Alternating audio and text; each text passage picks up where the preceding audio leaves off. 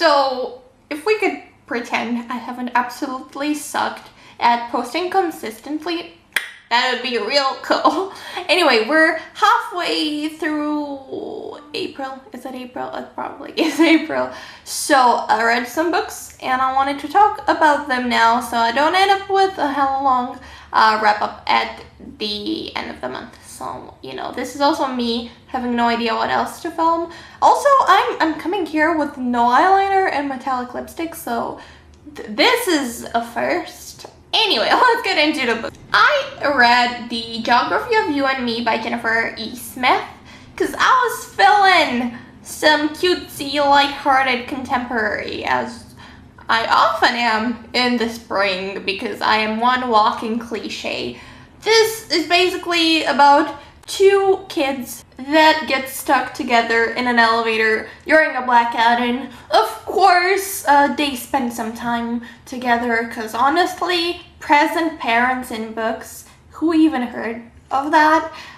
And obviously they develop crushes on each other, but the geography of them and both of them constantly moving from place to place to place to place to another place is just so inconvenient, and it stands in front of their love and, you know, all of that cutesy, fluffy, contemporary love story things. I liked the characters, sort of. I liked the family dynamics because I am a sucker for good family dynamics and just the moving and the road trips, and I'm a sucker for that, especially the descriptions of European cities like Rome and Paris and London. I was just, yes, it fueled my constant state of wanderlust, which honestly makes my life way harder, but I also love. So yeah,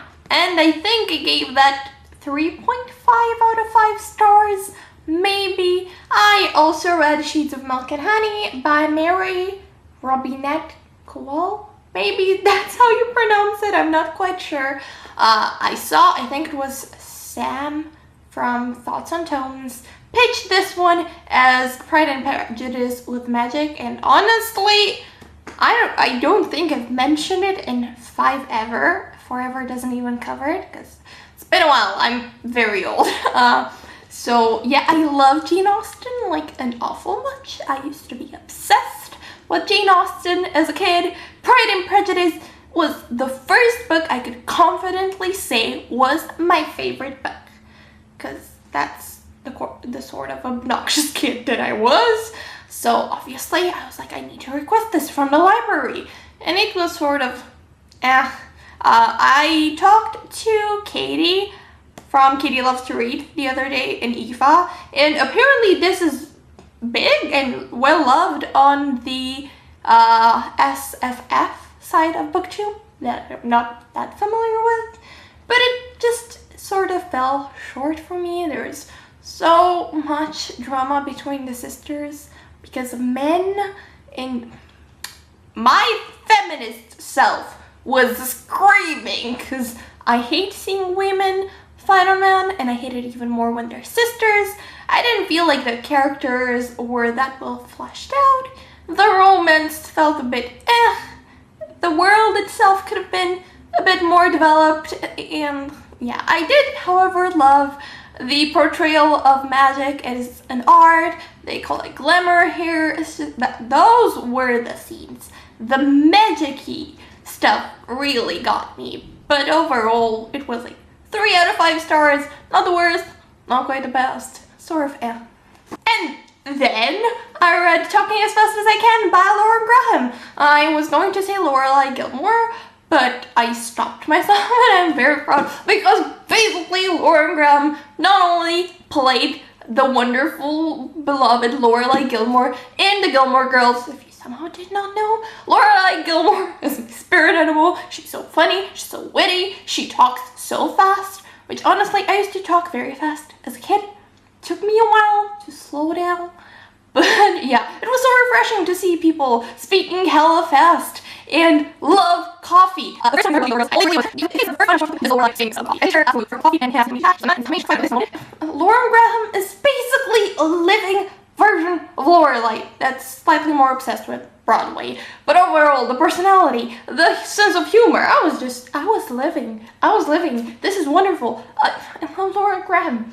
I didn't know many of the things in here. If you're not a fan, obviously you would not enjoy it, but it's so wittily written. Ironically, it's edited by Jennifer E. Smith, so that was sort of funny. But yeah, it was like a 3.5 out of 5 for me, which is basically as high as I'm willing to go for a memoir, but this is so funny. And lastly, I read a book that I actually bought myself and didn't get from the library. I have to pick up like 12 books tomorrow, God help me. And it's Finding Audrey by Sophie Kinsella. I think this is my second Sophie Kinsella book. This is basically about Audrey, who is a 14-year-old, I want to say, with general anxiety, social anxiety, and depressive episodes, which, if you know me, you probably don't know this, but that's basically what I have, /had, you know, I've been there, done that. I related to this on a spiritual level.